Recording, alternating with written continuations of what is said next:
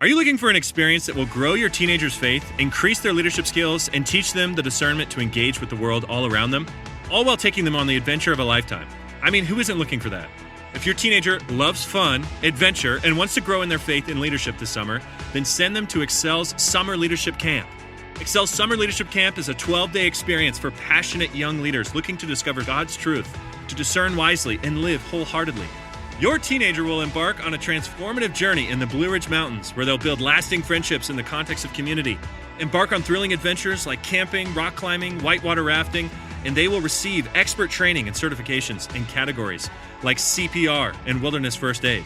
Each aspect of the camp is woven together to help them learn to discover truth, to discern wisely, and take godly action in the context of real-life situations. To learn more or begin an application, go to theexcelcamp.org. That's theexcelcamp.org. Hurry, because summer is just around the corner.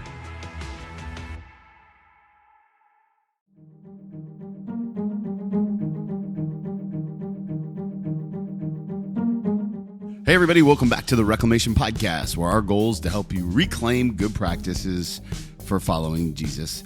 If we haven't met yet, my name is Tony, and I'm your host. With over a decade in and walking alongside the local church, my goal for you is to help you move closer to Jesus through intentional conversation and practical tools. We want to help you grow in your intimacy, in your faith. And today, I'm so excited for the conversation that I get to share with you. Greg and his daughter, Leah, are on the podcast today. And one of the things that you'll know about them is they're just friends. They're friends of mine, but they're a father-daughter combo who disagree just about everything. They argue about politics. They have strong opinions about the way things should and be in the world. And one of the things that I'm really excited about is this conversation is all about helping you learn how to disagree with good practice. Right? Disagreement is an art that sometimes I think is lost on the world that we live in today. So I think you're really going to enjoy this conversation with Greg and Leah. And if you do enjoy it, do me a favor, hit that subscribe button wherever you listen to podcasts. Leave a rating and review on iTunes or Spotify. And the highest compliment you can give us, share this episode with a friend. Maybe somebody you disagree with or somebody you are thankful that you get to practice. So I'm so excited to share this episode. I know you're going to love Greg and Leah. Without any further ado, here's my conversation with two of my dear friends. Hey everybody, welcome back to the podcast. I'm so excited today to have one of my dearest friends for the last 5 years and his lovely daughter here, Greg and Leah. Thank you guys so much for being a part of the podcast. Leah, I want to start with you. I was trying to think about how I could introduce what we're here to talk about today without being offensive or I don't want to mischaracterize it. So I thought I would ask each of you to tell me why you think we're here today. We'll start with you, and then we'll go to Greg right after that. Well, I hope the reason why I think I'm here today isn't totally different from both of you. I'm not part of some intervention or something. So from my perspective, the reason why we're here is because I have a fantastic relationship with my dad. I am so deeply grateful because I know not everybody has the same experience as me. But my dad and I do not agree on a lot of things in our life. And I think, we can all say we have disagreements, but sure. We have a lot of belief and ideological differences that can create some conflict in our relationship. But what I think that we've really been able to do over the years of especially my adult life is find a way to navigate those differences that honor the fundamental love and relationship and respect that we have for one another. And we recently were meeting, talking about another one of these fundamental disagreements that we have. And we came to the end of that meeting just saying, we wish that other people could know not that we've done it perfectly, but what we've done to navigate those differences and still really support and foster our relationship. Oh, I love that. I love the relational angle of that thought process. Greg, same question to you. You were the one that reached out to me and were like, hey, listen, I think that this is something would be worth talking about. You're a longtime listener of the podcast, which we deeply appreciate. What brought you to this office to have this dialogue today? I'm trying to think of what I would say different than Leah, and boy, there's so much of it that's exactly what she said. I think the one thing when we have these differences, and when we talk through them, because it's rare that we have a difference and we don't choose to engage. And when we do, I think that we go, it's not a short conversation, and I mean, give me the average. Like, how long is your conversation about? I mean, did you say 2 hours? Easy. It can be, yeah. We'll go to dinner. And and they'll sit. So that, what she said, everything, but with an understanding that there's really a lot. We will give each other homework. We will pause a topic. We'll to that extent right there, and we'll walk away from a topic if there's not going to be any joy found on either side. Leah, I want to ask you about, because in any parent-child relationship, there's a natural power structure. You know what I mean? There's a natural kind of position that one takes, and I can tell you that growing up, I don't know that I would ever have gone against my dad in something that he is passionate about, and I know your dad pretty well, and he's passionate about everything. Yeah. At what point did you feel like that your relationship with your dad gave you permission to use your voice, or was it more of a, I can't take this anymore, I'm drawing a line to the sand? Like, I don't know, like, paint the picture for somebody who's listening, like, I don't know about that. Yeah, if I can use a really specific example. Please, yeah. And this is going to tell your audience a little bit about me, and kind of where I fall on things. I remember being in middle school, when I was in history class and we were starting to have conversations about kind of how history relates to present day, our country, and specifically talking, the topic was a really big and heavy one. It was the death penalty. And I was starting to have a lot of questions just about that specifically. And I remember coming to my dad, this is a big topic for anybody, but I think this is especially a big topic for, I can't imagine what you were thinking, Dad, like this 12-year-old girl is coming to me talking about like these just things that I was really struggling with. And what I remember about that conversation was he told me exactly why he had the beliefs he did, why he felt that those beliefs were rooted in important values, and he also allowed me to challenge him and to tell him why I felt like another stance was more rooted in my values. And I don't remember leaving that conversation feeling like I had to change my mind or he would be disappointed if I felt differently. I know I just very much left feeling like, well, this might be something we disagree on, and that can also be okay. I feel really grateful, and so I'm not a parent myself, but as a parent, I can't imagine how challenging it would be to, when your child starts to have these ideological differences from you. But I just so much appreciate that I was given that space, that power dynamic was mitigated in a way that I appreciate. Greg, did you intentionally go into parenting saying, I'm going to raise this free thinker, or were you shocked when she came to you about the death penalty, and then was this a premeditated posture that you took around letting her kind of, ideologically disagree, or, how did you come to that place? Premeditated, yeah, that's a great way to put it. So I have,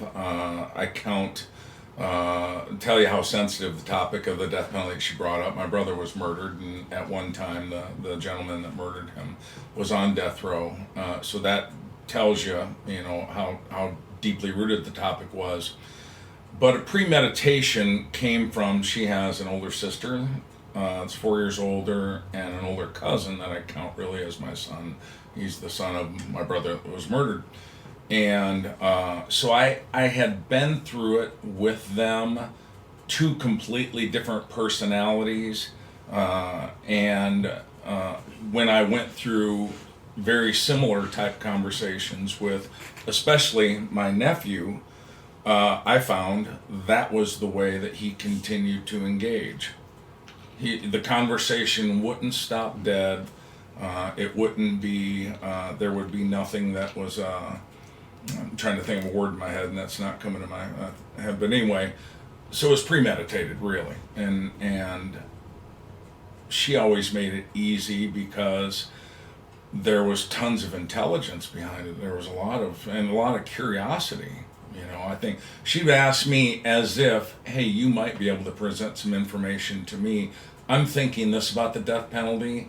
I'm going to bounce it off you, and based on what you tell me, I'm going to make a decision.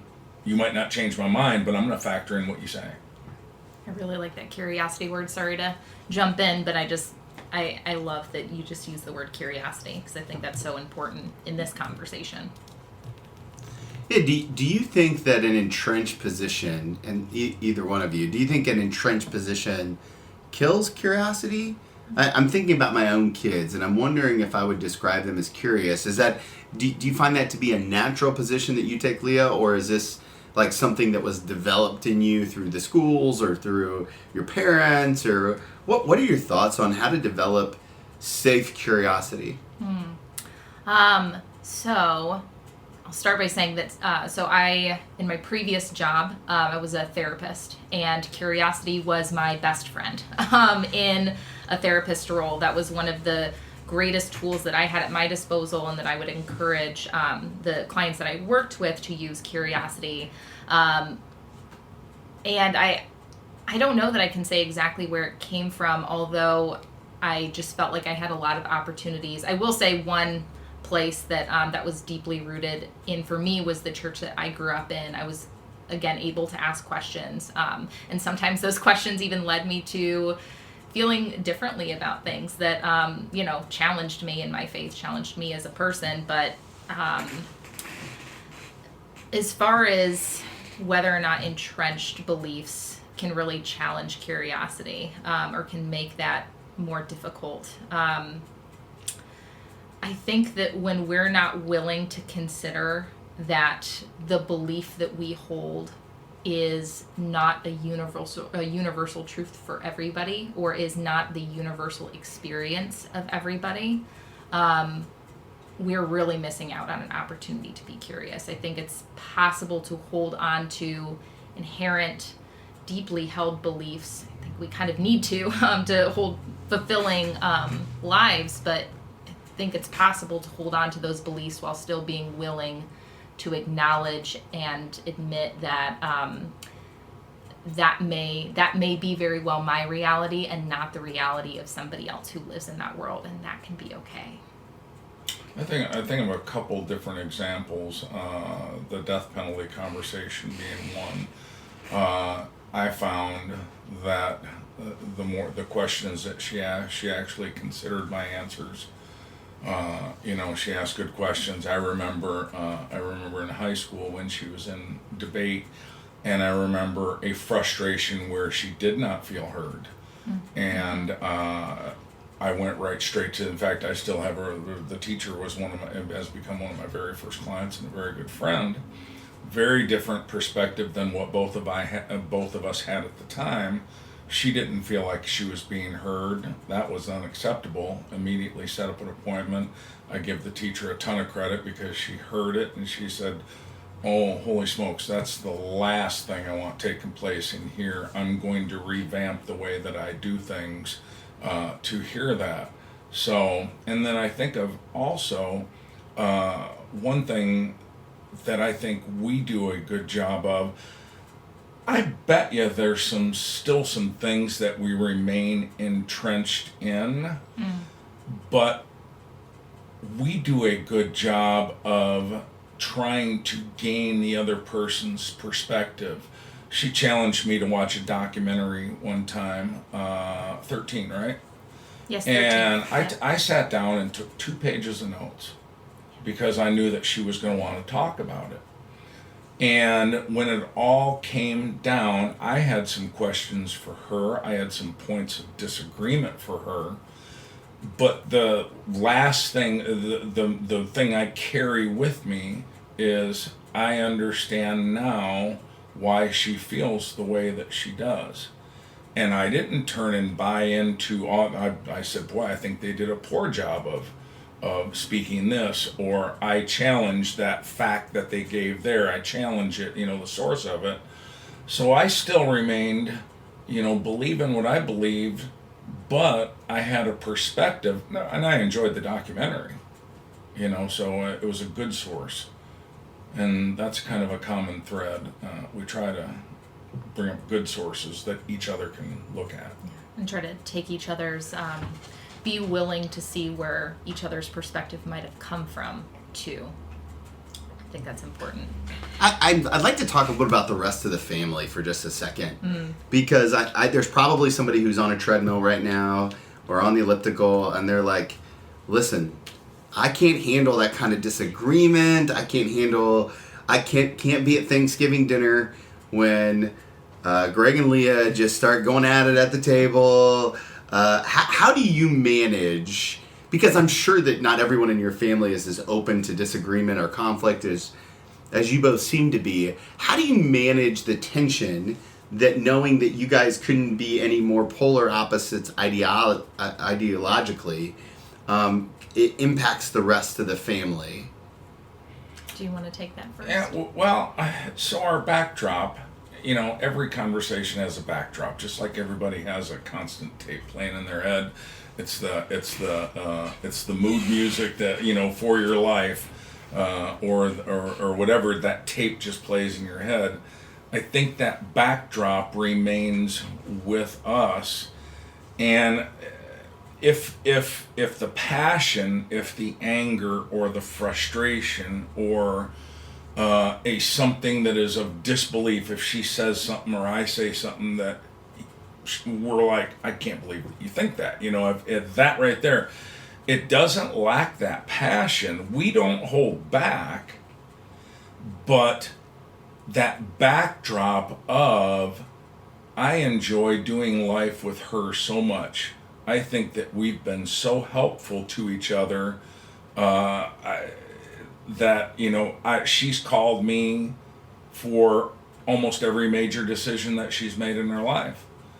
I've went to her about disputes within our family and said, hey, listen, I've got this going on.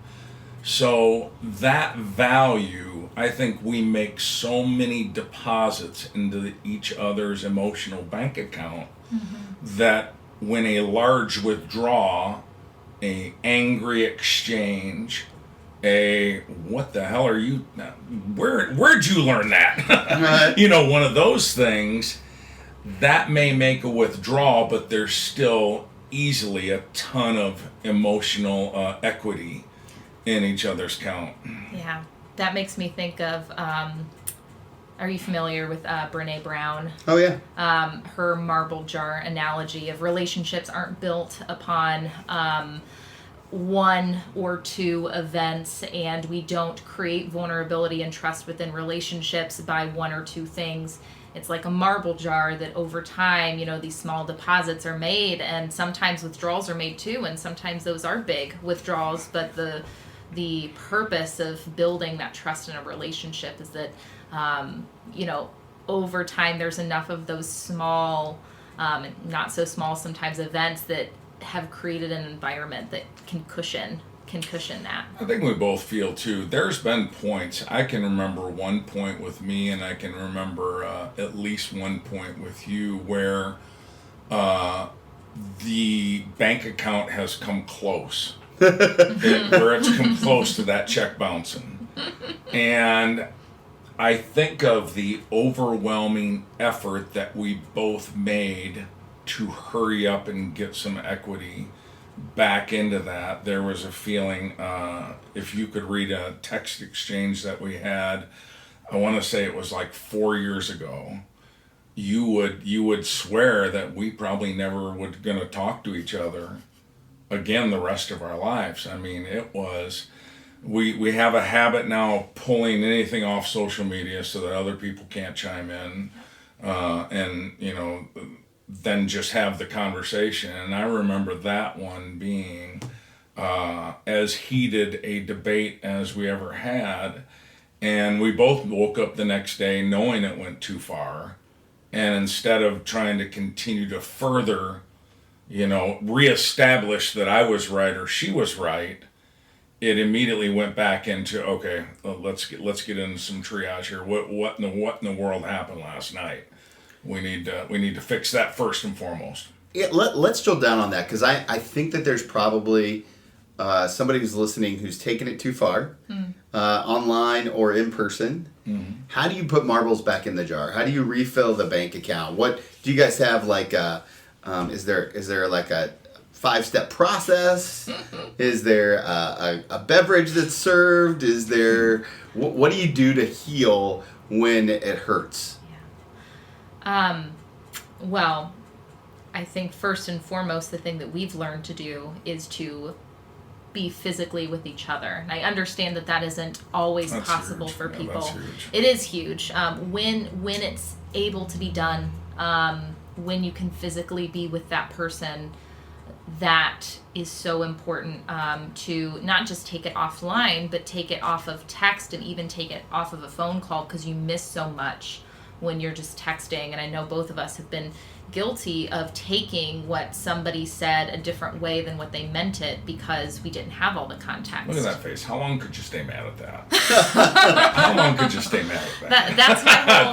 But it's right. Yeah. It's exactly right. Yeah. I mean, when she's arguing with me and I get really mad, all I can do is think of a video when she was like about 6 years old singing this Hanson song. Oh, God. This is the part of the podcast that gets cut out, right?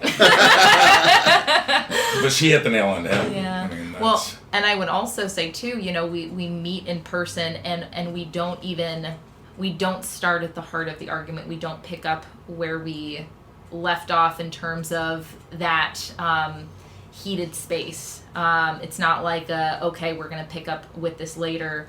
We reassess and we refocus, and we say, here's what was going on with me when we were having this conversation, or as we've learned to do, when this happened, I felt this, and then that made me think this. So this is what I would like to do about that, or this is what I see as, a next step to that I feel equation. That again, as a therapist, I found a really helpful tool, but has been really helpful in my, our personal relationship.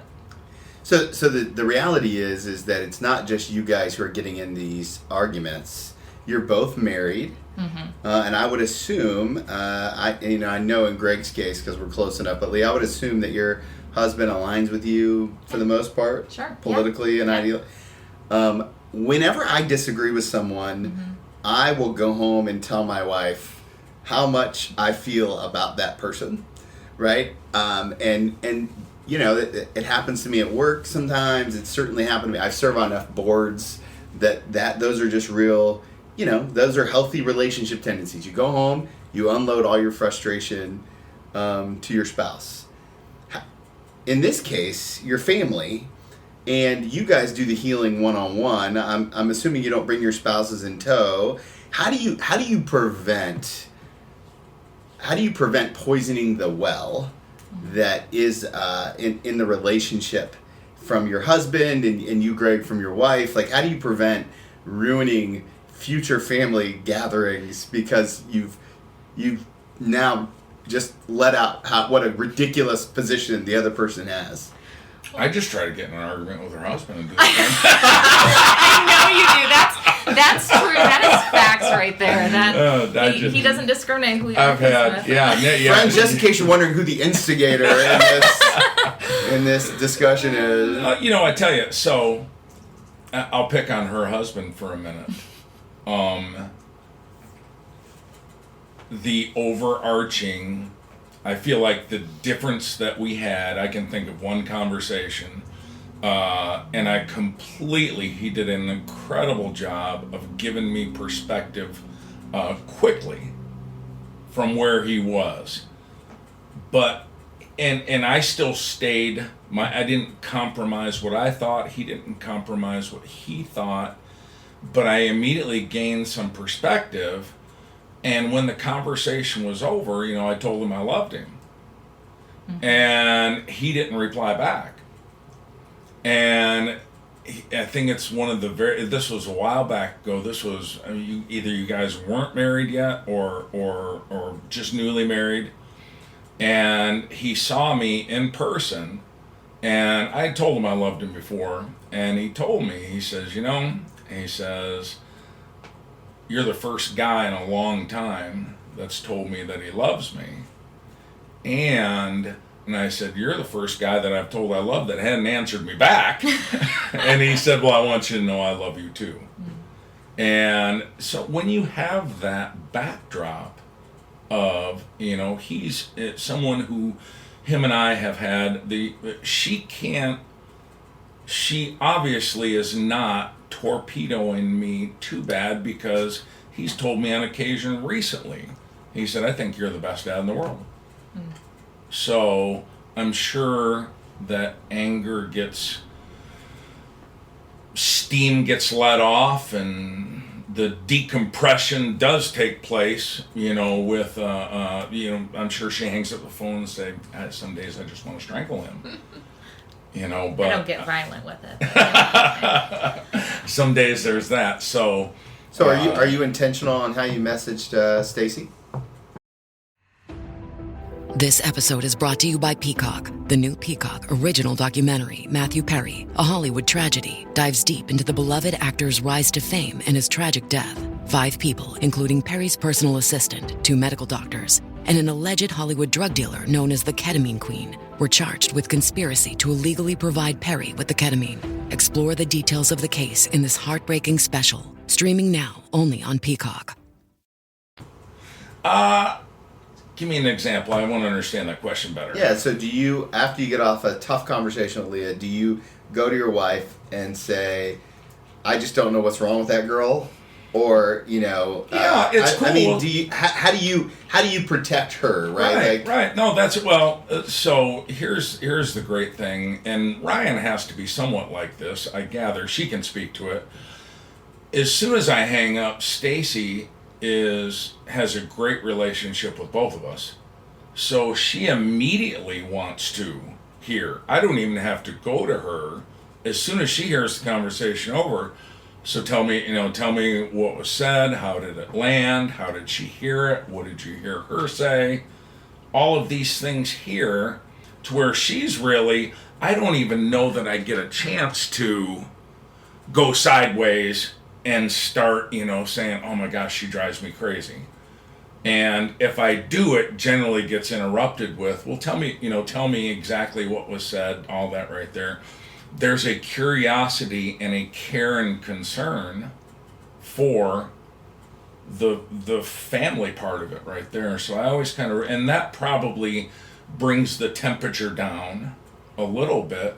In the back of my head, I'm thinking, how can I've just, before my wife interrupted me and we were getting ready to tell her all the things, she asked all these questions, got an understanding, and, she's not ready to choke her.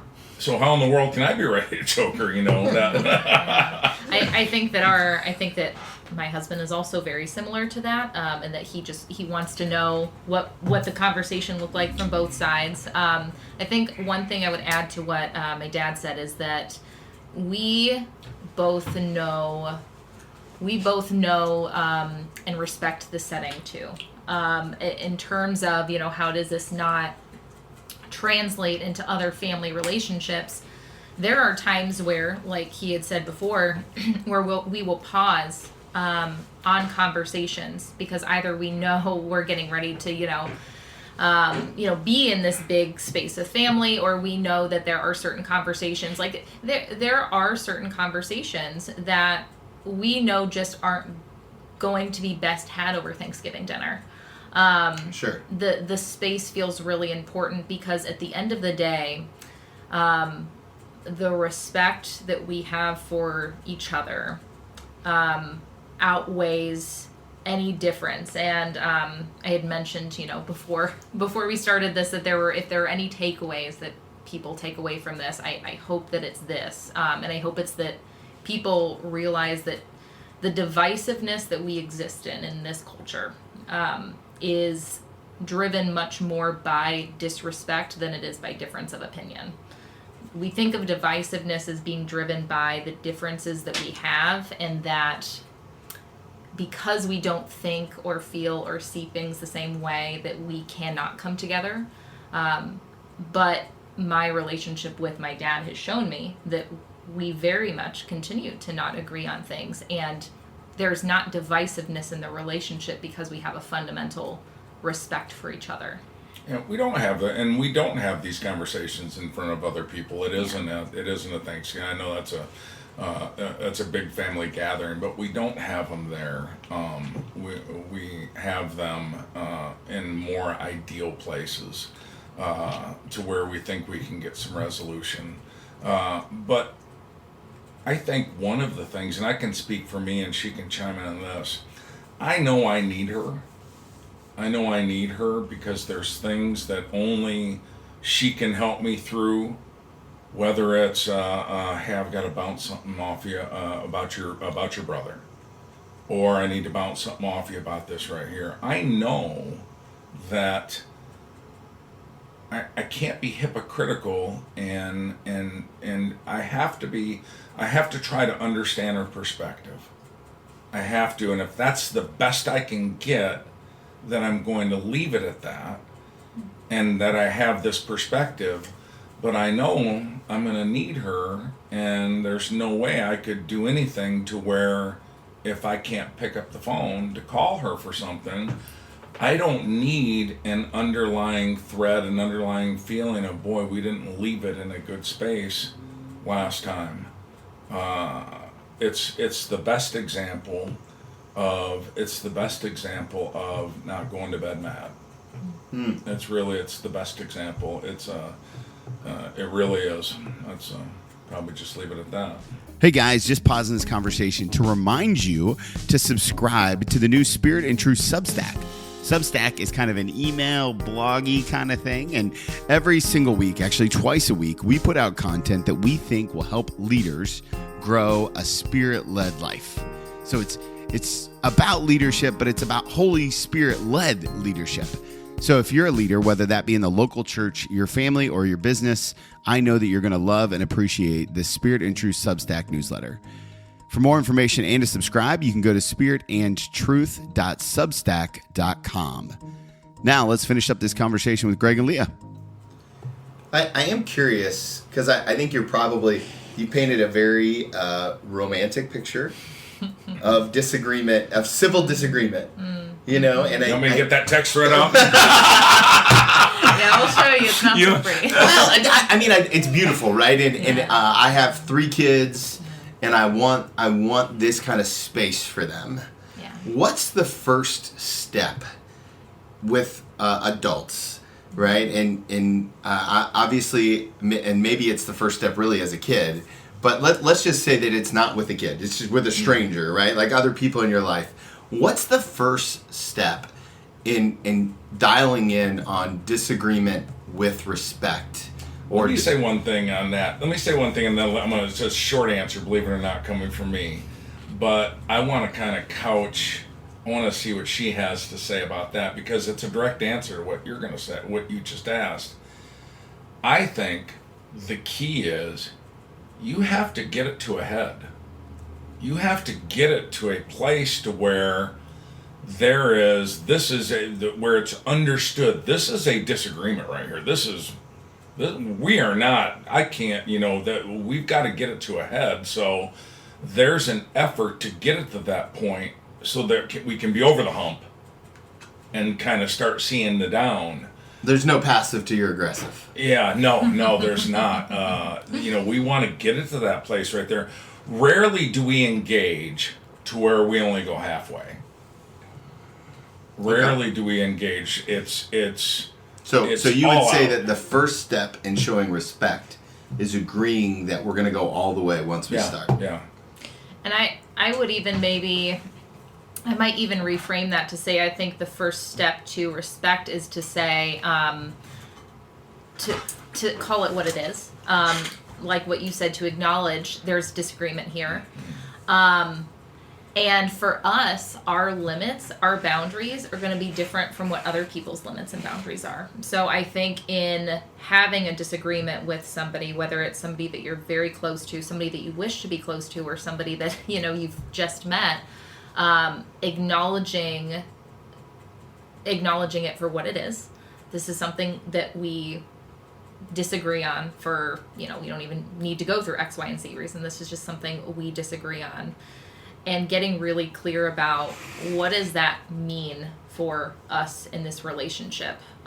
What does our relationship need? What are the boundaries that are needed? Because, the boundaries that we have for our relationship and conversation, we've mentioned a few of them with social media and the spaces, but they are probably different boundaries than what, say he has with my sister, or what I might have with my husband, because, believe it or not, we do disagree on some things. So directness and boundaries feel incredibly important. And I also want to speak to, if there's anybody listening who is thinking like, I am disagreeing, like I'm coming from the child's perspective, even though I'm an adult woman. I disagree with somebody in my life who their disagreement fundamentally disrespects an aspect of who I am, or fundamentally disrespects or does not validate this part of myself that is really a part of my identity. And I want to acknowledge and validate that part of some of those people's boundaries may be that your relationship looks very different than what it does with me and my dad. I am, again, very grateful that I don't have a part of my identity that my dad fundamentally disrespects or has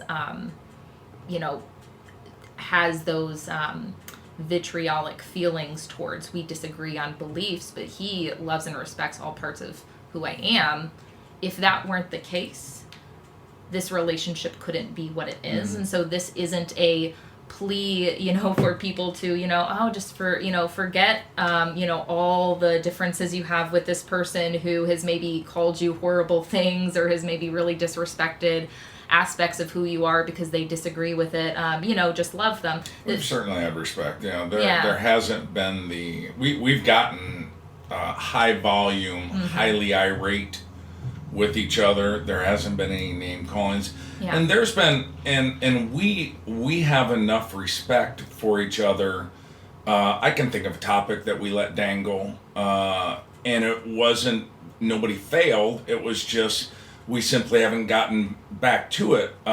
If she gives me homework or I give her homework, we're not going to pretend like, okay, we solved that one right there. It's going to come back in another topic and say, no, hey, wait a minute. I asked you to, or I listened to your, podcast, and I sent you over these questions, mm-hmm. There hasn't been in fact, that's the thing I was thinking about right there is the podcast. But see, it might not jump at, but the next time we have a conversation, it'll get picked back up. We won't pretend. There's no pretend. I guess that's a long way of saying we don't pretend that we agree. Mm-hmm. We try to gain perspective. We know that we love each other. We certainly have respect for each other. Yeah. But being direct, really, it's the only way I know how to go.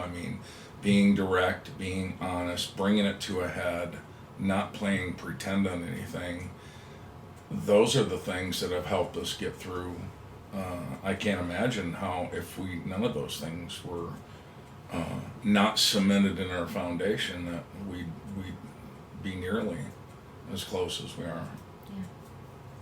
One of my favorite definitions of grace is unmerited favor. And I think that it kind of applies here, that you guys show each other grace. And the other thing I think I'm hearing is that the boundaries are set by the depth of which we're willing to love. Right? So that the boundary is so wide because the love is so wide. right? And I think that that's probably an important That's a great thought way to put- that's a for great way to all put of us is, right, like, I don't need to give great boundaries to someone who I'm not willing to give great love to, and that's just good, and that's okay. That's great. That's just a great way to put Yeah. that. I don't know that I could have demonstrated that. And vice versa. One of the best things that my dad ever told me, this doesn't have to do with disagreement. This is actually a great example of when I went to him when I was younger with an issue in my life, and it was with a particular person, and I was just really struggling. And I remember saying to him, saying to my dad, I'm this person's, this is my best friend we're talking about here. Like, this is why it's so hard. This is my best friend. And he just looked at me and said, you might be his best friend. He is not your best friend. And it obviously still sticks with me to this day, because it taught me about how we could be willing to extend love to places that aren't willing to catch that love, and we Or reciprocate it. Yeah, absolutely. And that's, I think, just the inverse of what you just said. We can't also have boundaries in spaces that aren't safe for us and for the love that we have to give. So, Greg, I want to ask you a question that's a little pointed and it's probably a little slanted, so forgive me in advance. All right. You said you said jokingly in the a little bit ago, I have in my notes, where did you learn that? Right? And you were talking about Leah's position on some things and frustration, like, where did you learn that? As a guy who I know who's deeply rooted in belief and faith and in your ideals, right? I don't know that I've met a more passionate guy about everything. Do you feel like, in some sense, that you failed because your daughter essentially agrees with nothing that you believe in?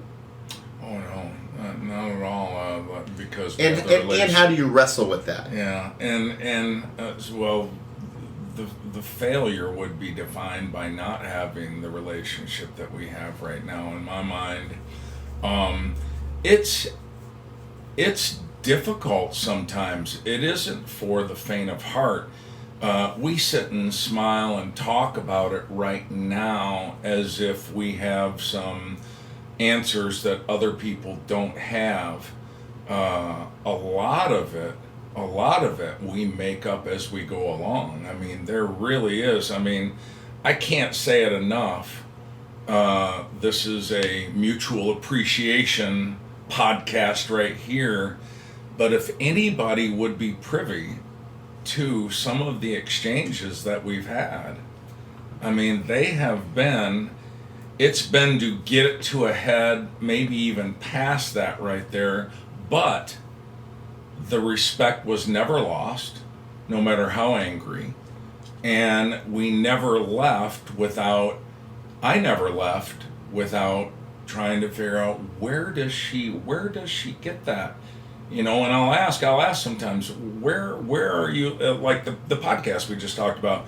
I was like, send me that. I want to read that right there. And then immediately, she doesn't shy away from sending me information because she knows I'll look at it. I don't shy away from sending her information because I know that she'll look at it. That's a pretty, you're investing, you're saying, I need to at least understand before I can tell her she's crazy. I need to understand where she got that right there.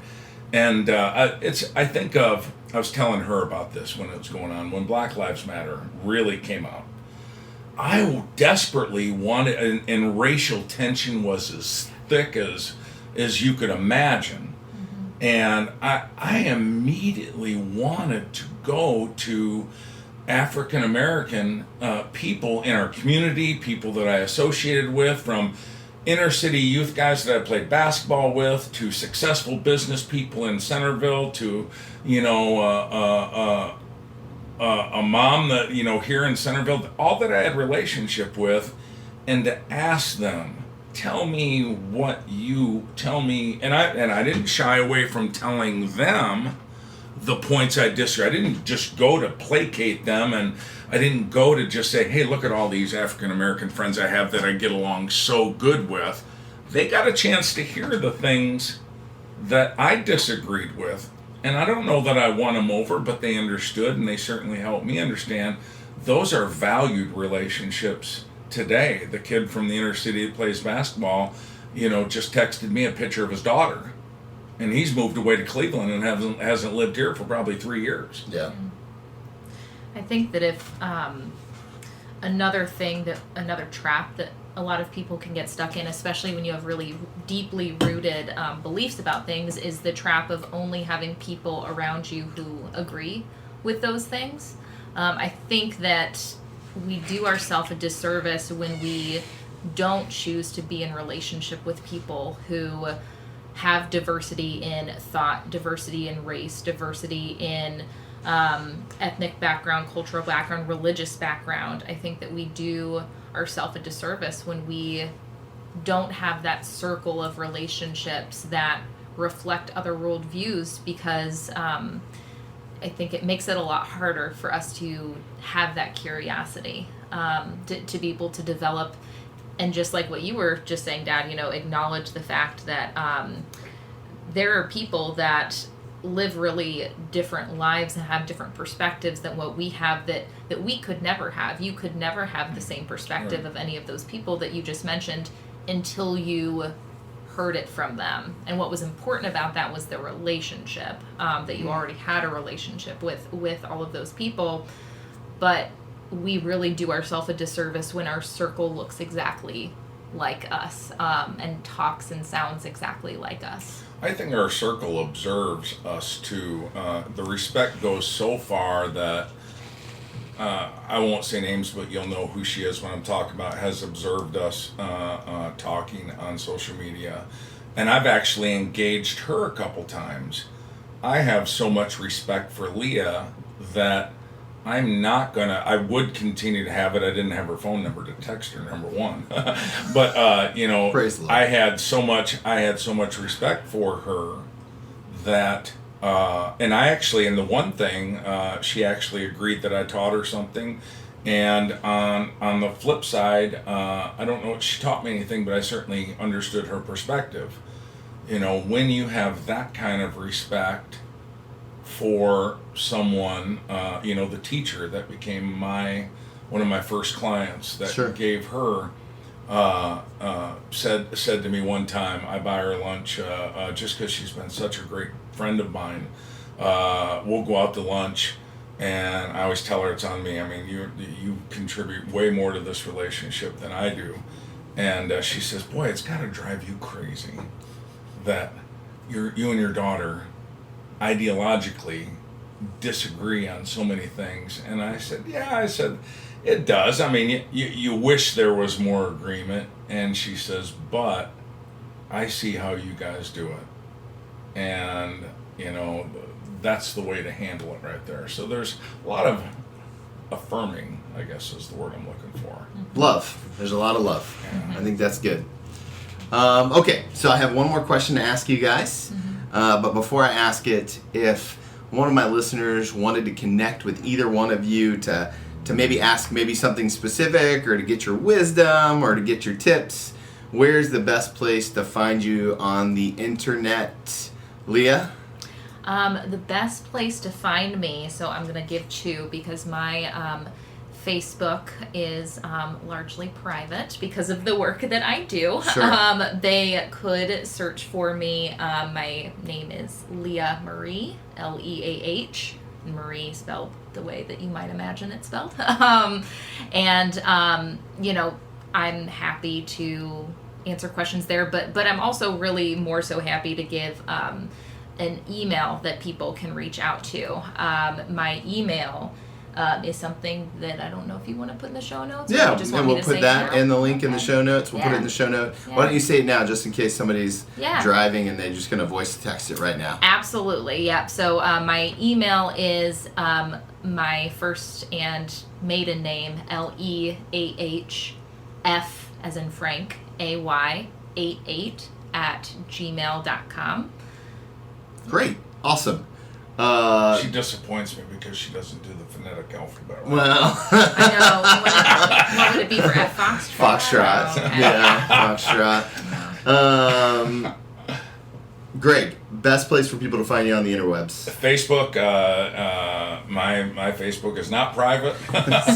Nothing about Greg Fay is private. Foxtrot AY Alpha Yankee Greg Fay, or my email Greg@GregFay Insurance, and you'll put that link in there. Yeah, we'll put all the links in there. I would entertain any conversation. And if you need a good insurance guy, he's your guy for sure, 100%. I tell him I know a guy. Yeah. Okay, last question I always love to ask people. It's an advice question where I take you back into a particular season of your life and ask you to give yourself one piece of advice. So I'm going to take you back to the day after the death penalty discussion for both of you. And if you could pull up a chair in front of that younger version of yourself privately in a room with no one else around, look her or him in the eyes and give them one piece of advice around the next several years of doing life together, specifically as it pertains to this relationship. What's the one piece of advice you're going to give them? And Greg, I'll go to you, and then we'll end with you, Leah. That's great, and I listen to your podcast all the time, so I know that question's coming. That's why I went to I you never first. know the point. I never know the point in time, though. I got to be honest with you. This is not me breaking my arm to pat myself on the back. I would be too afraid if I gave myself any different advice. This would be different, and I'm not willing to chance that right there. So for you, it would be just stay the course. Stay the course. Continue to do again. And I cheated. I cheated in the sense that I had already been a dad for 4 years. I had already had a son, and I know he's my nephew, but I call him my son. I had already had, he was as strong-willed and as opinionated as Leah. And I remember him and I got in a disagreement one time, and he freestyle raps. And he's done that forever. I mean, forever and ever and ever. And I think Leo will remember this right here. We had a disagreement on something, and I stayed up that night till about midnight at the dining room table, and I wrote him a rap. And I put it on his bed, and he didn't see it because he normally got up racing to get to school on time, and I was disappointed he didn't see it the next morning. And he came home, and he said, "This is good." He said, "This is good." He says, "How can I stay mad at you like this right here?" And I said, "I had to get in your space." So I had the benefit of having practiced it. So I would. The short answer is I would not change a thing for fear that this would be different, because this is as good as it gets. Awesome.